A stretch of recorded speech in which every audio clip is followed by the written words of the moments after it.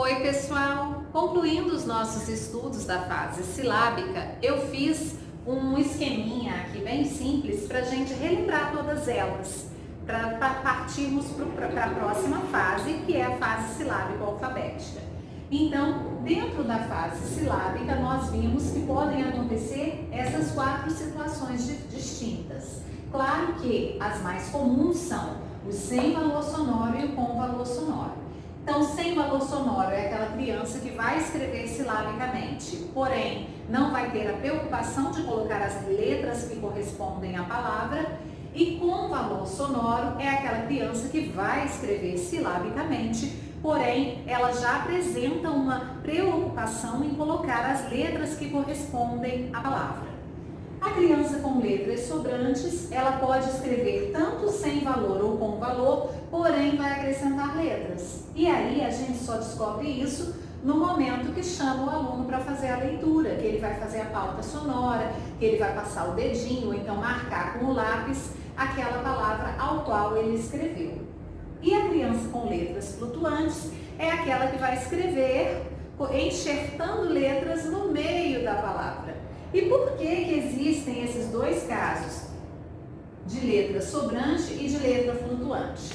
Porque a criança começa a perceber que as palavras não podem ser escritas com tão poucas letras. Então ela começa a ter uma preocupação maior em enxertar, em colocar, acrescentando letras nas palavras. Assim, nós concluímos os nossos estudos da fase silábica. No próximo vídeo nosso, nós vamos ver a fase silábico-alfabética ou intermediário 1 e depois disso a fase alfabética. Um abraço para todos!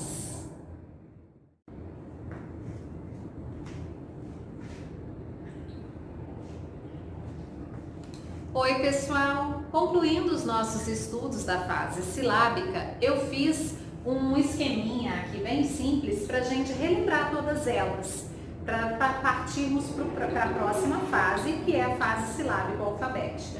Então, dentro da fase silábica, nós vimos que podem acontecer essas 4 situações distintas. Claro que as mais comuns são o sem valor sonoro e o com valor sonoro. Então, sem valor sonoro é aquela criança que vai escrever silabicamente, porém, não vai ter a preocupação de colocar as letras que correspondem à palavra. E com valor sonoro é aquela criança que vai escrever silabicamente, porém, ela já apresenta uma preocupação em colocar as letras que correspondem à palavra.